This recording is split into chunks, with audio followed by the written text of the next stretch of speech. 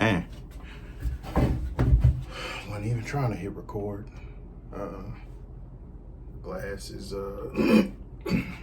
uneven. That's cool.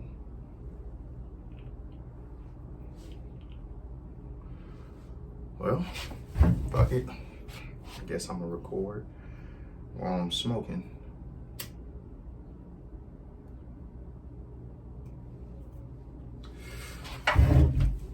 This might not ever get posted, but whatever.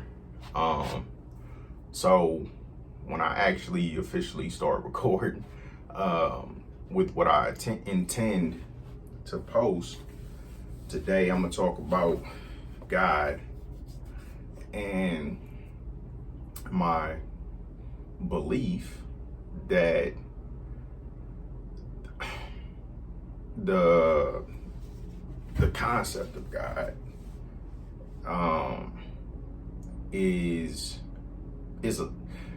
not the concept of God, but the concept of God being perfect is a lie.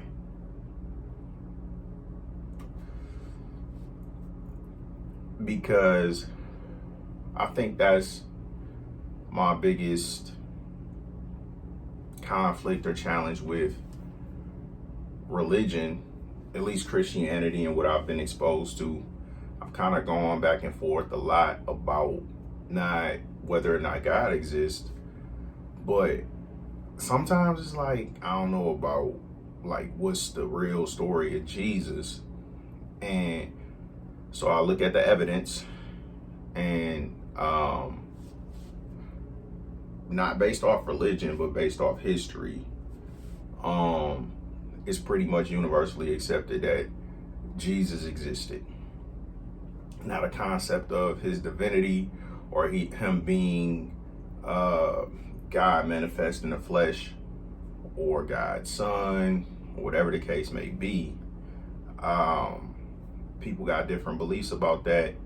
So I will say this: I have no clue what the truth is, and frankly, I don't really care whether Jesus was God come down from heaven to live as a man, whether he was God's son, or whether he was just a man that, based off his faith and belief in God, was able to accomplish the things he was able to accomplish.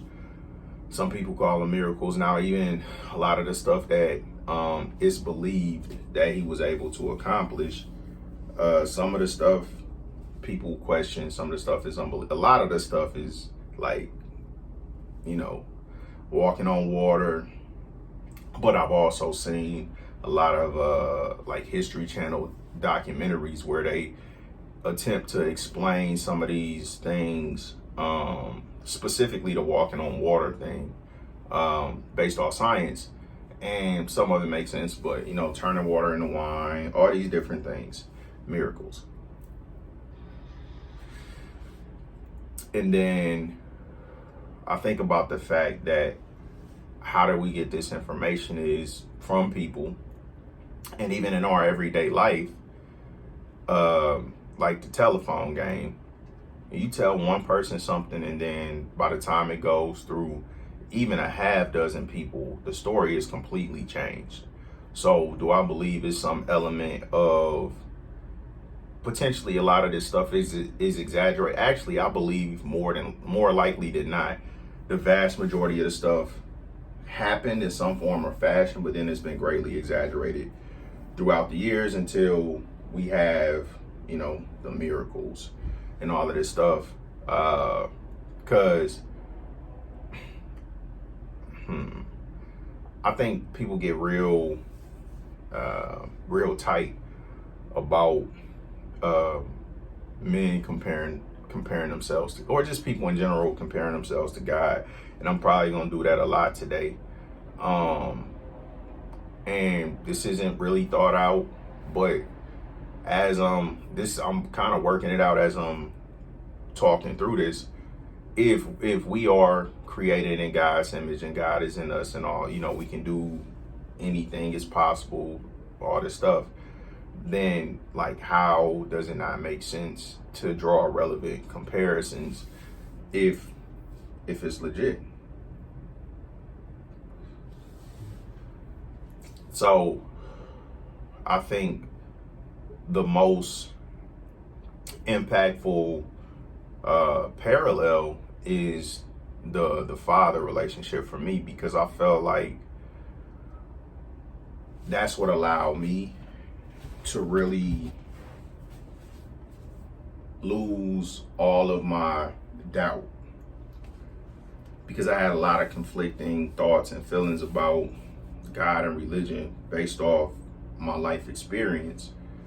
I've been blessed so much, so it's like impossible for me to doubt that it's a God. And then I've also been through so much trauma,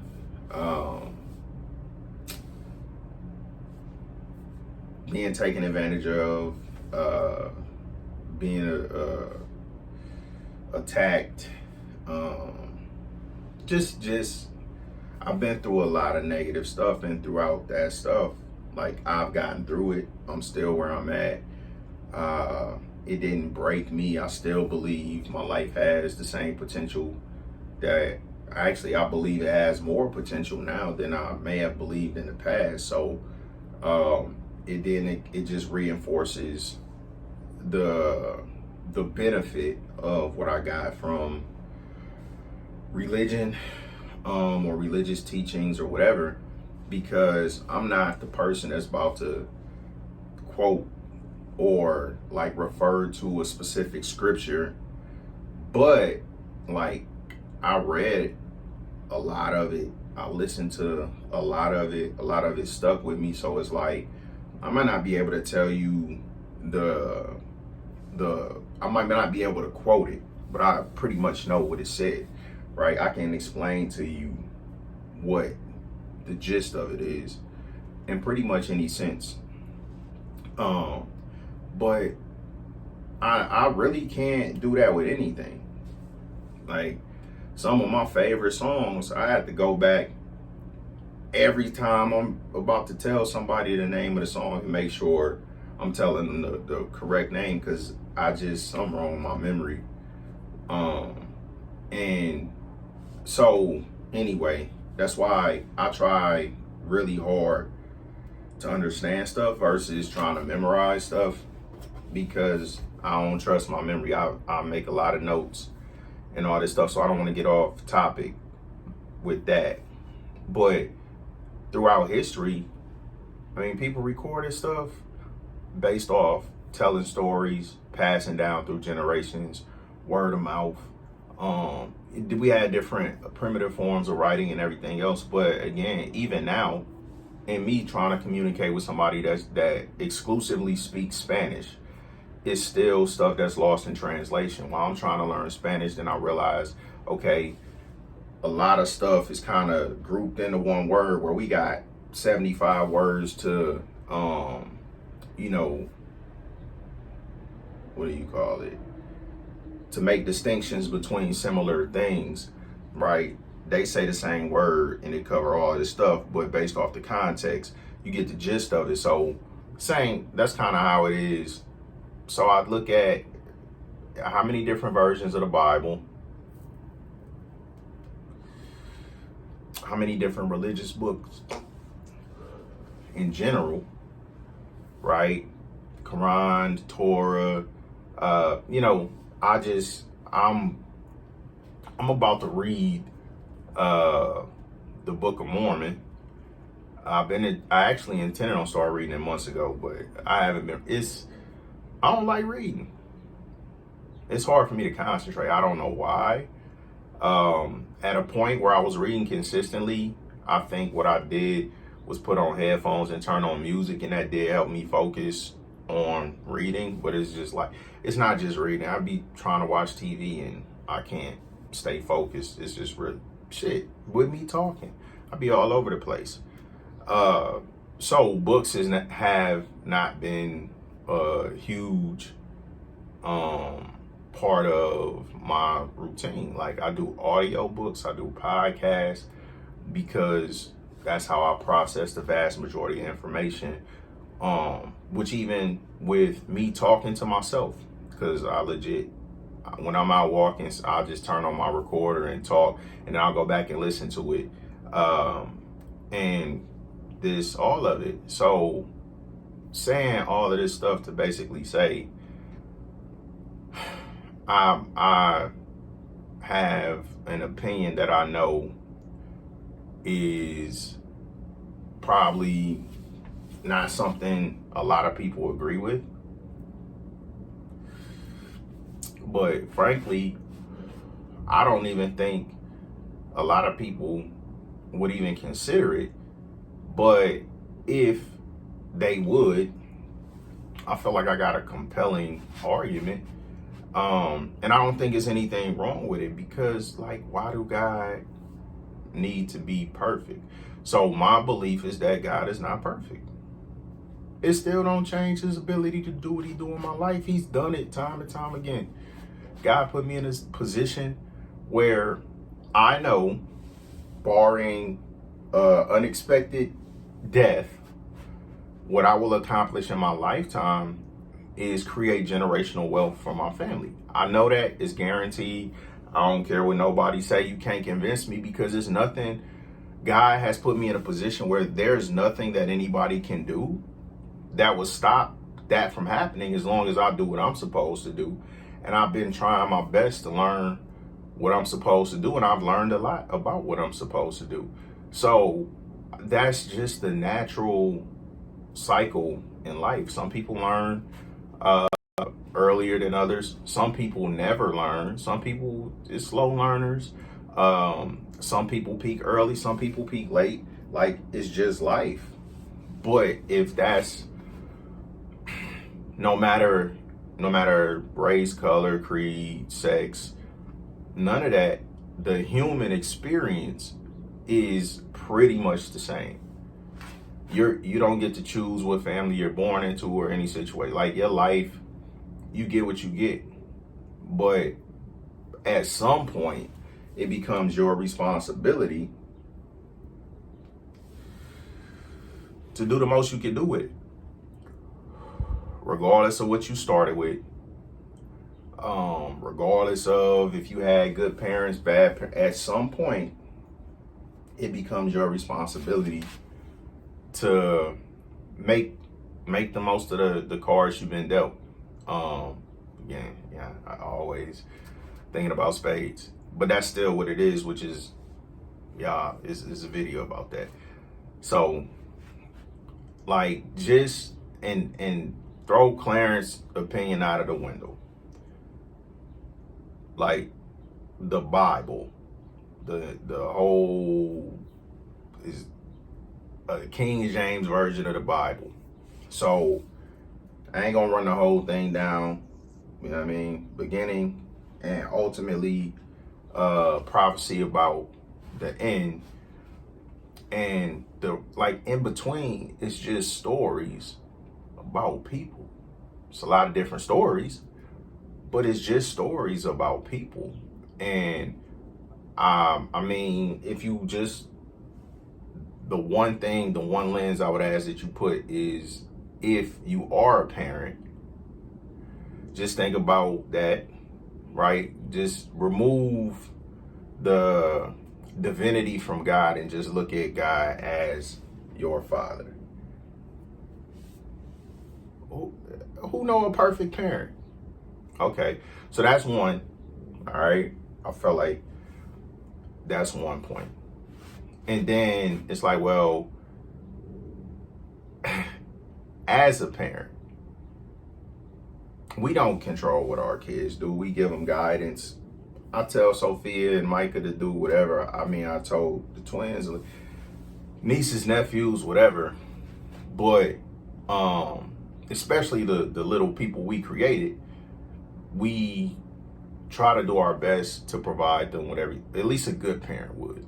Which I would say this, he might not be perfect, but it ain't nobody better. All right. So, in the Bible, boom, he created humans and he set us up for success.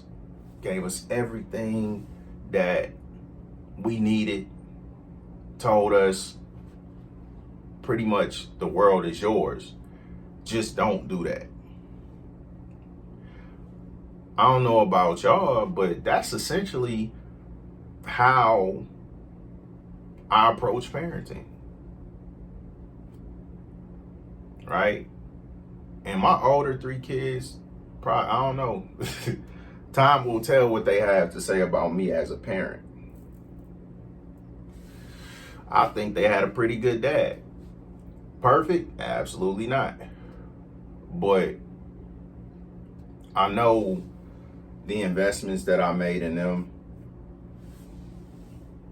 the sacrifices I made for them was for their benefit, whether they see it or not. So boom, God gave us everything. We couldn't listen. So then it got taken away. All right. But in this time period, this race was created, and I don't even want to get into the contradictions in the Bible. I'm gonna mention one just to establish the fact that if I wanted to get into that, I could, because I'm not just some random dude. Like, I grew up in the church, have my family ministers. I've been pushed in a ministry my entire life, and I just never could accept it because of this. And I didn't realize that this was the reason, but I just realized that this morning that the biggest thing that keep me away from ministry is that I don't agree with that. And I'm not gonna be under somebody else in a church, and then like presenting a conflicting message, because if anybody asks me about it, I'm gonna tell them the truth. So I don't need to be in somebody's church that's telling everybody God perfect when I don't believe that, and I'm gonna tell them the exact opposite, and we're gonna have a whole conversation, because I feel like when you really look at the evidence, it's pretty clear that God is nowhere near perfect. But again, that still don't mean he ain't God. But he ain't gotta be perfect for me. He might have to be perfect for somebody else. He ain't gotta be perfect for me. But it's just so much evidence that says he's not, because we're so flawed, and he created us in his image. And now I'll get to the Jesus thing later, but we're gonna stay on regular humans right now.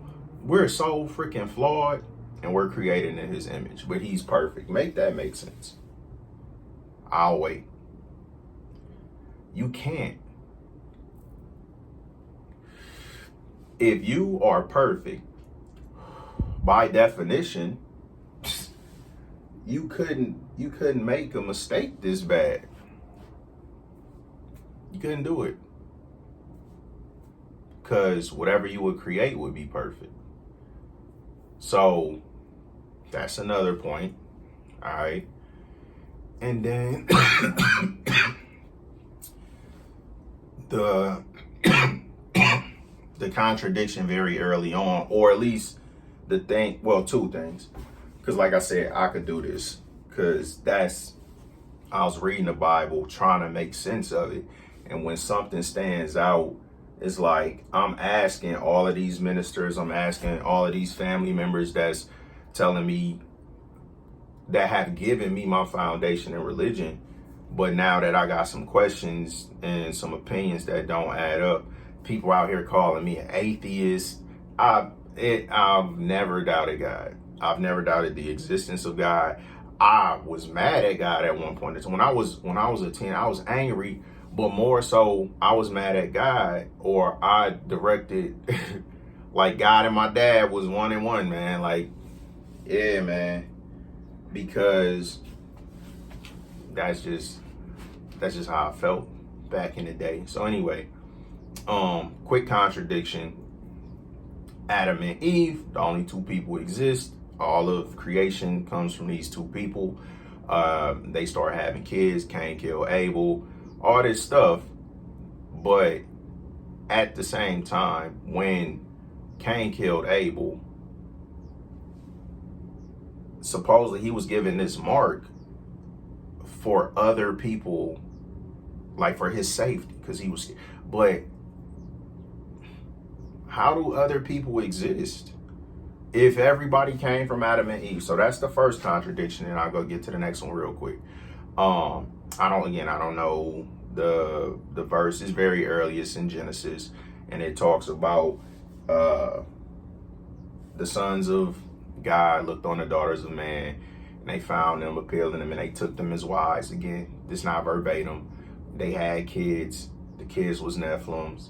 They were basically demigods, and over. So right there is, I didn't write that, but that's like my interpretation. And if somebody want to correct me, you can. It sound like to me when it says sons of God, it was referring to angels, and daughters of men was women. So angels and humans having kids together, having, again, basically demigods. They were called Nephilim, but they were better than everybody else. So explain that. So anyway, that's the end of like contradictions, because I could do that all day. But the point is, then all of these stories just really start coming through about the struggles of man, the challenges, the things they had to overcome, but ultimately God always coming through in the end. But it's two different, again, the Old Testament God and then the New Testament God, right? So back to parenting. Most people that I know, that's like the cycles you go through with parenting. Like at first, you trying to figure this shit out. Like the Old Testament God was on one, the eye for an eye. Like it was wrath. People was like God was Old Testament God was ruthless. Like if you really think about it, he got to the point where he was so frustrated and disappointed with his life. I'm just about to kill all of these motherfuckers. That's perfect. Stop it. Like, man, I've personally felt so disrespected by my kids and taken for granted by my kids. But like, I ain't like I want to kill these little niggas. Like, I don't want nothing bad to happen to them, because I feel like whatever our relationship is based off our experience, and I didn't provide them with enough positive experiences to outweigh the negatives. But it's like all of the negatives was like me trying to force them to understand and accept that they need to do these things for them to be all right in the real world. And it's my responsibility to make sure that they know it, not worry about their feelings. And that's how I parented. So that's Old Testament parenting. But then it's a whole different, so now that's how my older 3 kids got parented. My younger 2 kids is New Testament.